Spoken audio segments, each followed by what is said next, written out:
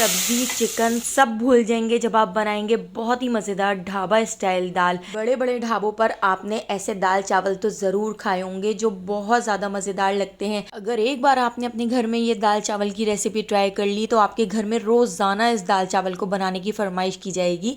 तो चलिए इसकी रेसिपी को देख लेते हैं। बहुत ही मज़ेदार ढाबा स्टाइल दाल बनाने के लिए मैंने यहाँ पर 4 दालें ले ली हैं। मूंग, मसूर, माश और चने की दाल हमने यहाँ पर ले ली है और ये सारी दालें मैंने बराबर बराबर क्वांटिटी में ली हैं। तो इन सारी दालों को मैंने 2 घंटे के लिए धोकर सोक कर लिया था, इनको पानी में भिगो दिया था। ये काफ़ी अच्छी तरह से फूल चुकी हैं और अच्छी तरह से सोक हो चुकी हैं। अब हम इसके अंदर ऐड कर देते हैं 5 गिलास पानी ऐड करके इसके अंदर ऐड कर देते हैं 1 टीस्पून नमक, हाफ टी स्पून लाल पिसी हुई मिर्चें, हाफ टी स्पून हम इसमें ऐड कर देंगे लाल कुटी हुई मिर्चें और यहाँ पर हाफ टी स्पून हम इसमें ऐड कर देंगे हल्दी पाउडर, हाफ टी स्पून हम इसमें ऐड कर देते हैं ज़ीरा। अब इसको गैस पे रखकर हम बॉयल आने तक पका लेते हैं। ढककर 1 घंटे के लिए छोड़ देंगे ताकि दालें अच्छी तरह से गल जाएं। आप इसको कुकर में भी गला सकते हैं। जब तक दालें गल रही हैं तब तक हम यहाँ पर इसके लिए बहुत ही ज़बरदस्त सा मसाला बनाकर तैयार कर लेते हैं। तो 2 दरमियाने साइज़ की प्याज और 2 बड़े साइज़ के टमाटरों को कट करके एक साइड पर रख देते हैं। गैस के ऊपर हमने कढ़ाई रख ली है। इसके अंदर ऐड कर देते हैं 1/4 कप ऑयल को हल्का सा गर्म करने के बाद हम इसके अंदर ऐड कर देते हैं 1 टीस्पून ज़ीरा और इसके साथ ही हम इसके अंदर ऐड कर देंगे 10 से 12 पत्ते कड़ी पत्ते के। तो यहाँ पर इन दोनों चीज़ों को हल्का सा क्रैकल कर लेते हैं। तो इन दोनों को 1 मिनट तक फ्राई कर लिया है। अब इसके अंदर हम ऐड कर देते हैं 2 दरमियाने साइज़ की प्याज जो हमने बारीक स्लाइस में कट कर ली थी। तो प्याज ऐड कर प्याज को भी हमने फ्राई कर लेना है। तो प्याज को हमने इतना फ्राई कर लेना है कि प्याज का कलर हल्का सा गोल्डन सा हो जाए, इसके किनारे सुनहरे हो जाएं। तो यहाँ पर आप देख सकते हैं प्याज को हमने फ्राई कर लिया है। हमारी जो प्याज है वो हल्की सी गोल्डन सी हो चुकी है, बस इससे ज़्यादा फ्राई नहीं करेंगे। अब इसके साथ ही हम इसके अंदर ऐड करेंगे कुछ मसाले। हाफ टी स्पून लाल पिसी हुई मिर्ची हम इसके अंदर ऐड कर देते हैं। हाफ टी स्पून हम इसमें ऐड कर देंगे हल्दी पाउडर, हाफ टी स्पून लाल कुटी हुई मिर्चें, हाफ टी स्पून धनिया पाउडर और इन सारे मसालों को हम प्याज के साथ 1 से 2 मिनट फ्राई कर लेते हैं।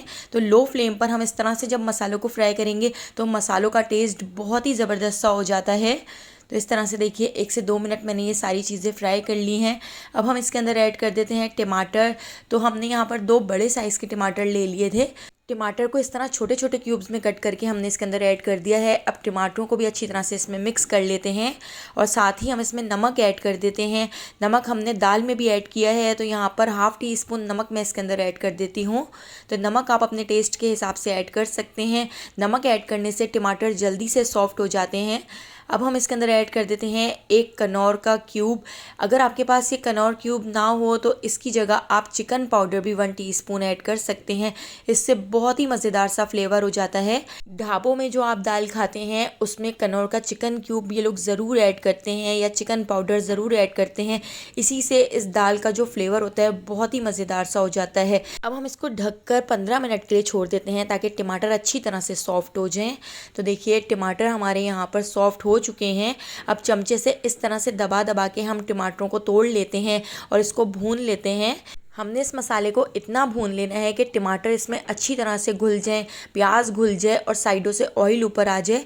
ये मसाला जितनी अच्छी तरह से भुना हुआ होगा दाल उतनी ही मज़ेदार बनकर तैयार होगी। जब तक एक चूल्हे के ऊपर हम मसाले को भून रहे हैं या हम दाल भी चेक कर लेते हैं। तो देखिए यहाँ पे हमारी जो दाल है बहुत अच्छी तरह से गल चुकी है, 1 घंटे में बहुत अच्छी तरह से टेंडर हो चुकी है। तो इसको एक डोई की मदद से इस तरह से हम हल्का सा मैश कर लेते हैं। तो दूसरे चूल्हे के ऊपर 4 से 5 मिनट हम इस तरह से डोई से दाल को अच्छी तरह से मैश कर लेते हैं ताकि सारी दाल इसमें अच्छी तरह से घुल जाए। तो एक चूल्हे पे हमने ये दाल को भी घोट लिया है और दूसरे चूल्हे पे हमारा जो मसाला है वो भी भुन रहा है। तो मसाला नीचे लगना शुरू हो गया है। अब हम इसके अंदर ऐड कर देते हैं थोड़ा सा पानी और पानी ऐड करके हम इसको 1 से 2 मिनट और भून लेंगे ताकि जितनी भी प्याज और टमाटर हैं वो इसमें घुल जाएं। तो देखिए यहाँ पे हमारा जो मसाला है वो कितनी अच्छी तरह से भुन चुका है। इसका जो पानी है वो भी खुश्क हो चुका है, साइडों से ऑयल ऊपर आ चुका है। दाल को भी हमने डोई की मदद से अच्छी तरह से घोट लिया है और यहाँ पर हमारा मसाला भी बहुत अच्छी तरह से भुन चुका है। तो अब हम इस मसाले के अंदर दाल ऐड कर देते हैं। तो सारी दाल ऐड करके हम इसको अच्छी तरह से मिक्स करेंगे। दाल को अच्छी तरह से पतीली से साफ़ कर लेते हैं और डोई की मदद से इसको अच्छी तरह से दोबारा से मिक्स कर लेते हैं ताकि सारा मसाला और दाल आपस में अच्छी तरह से मिक्स हो जाए, क्योंकि चने की दाल थोड़ी सी मोटी मोटी सी रह जाती है। तो इस तरह से डोई से हम इसको अच्छी तरह से घोट लेते हैं। इस तरह से हमारी जो दाल का फ्लेवर है वो बहुत ही मज़ेदार सा आएगा। लेकिन अगर इसमें मोटी मोटी दाल रही तो मज़ा नहीं आएगा खाने में। तो जिस पतीली में हमने दाल बॉयल की थी उसी पतीली के अंदर पानी हमने ऐड करके इसके अंदर ऐड कर दिया है। इसके अलावा मैंने इसमें 1 गिलास और पानी ऐड कर दिया है। तो आपने जितनी पतली ये दाल रखनी है उतना ही आप इसमें पानी ऐड कर सकते हैं और इसको अच्छी तरह से मिक्स कर लेते हैं।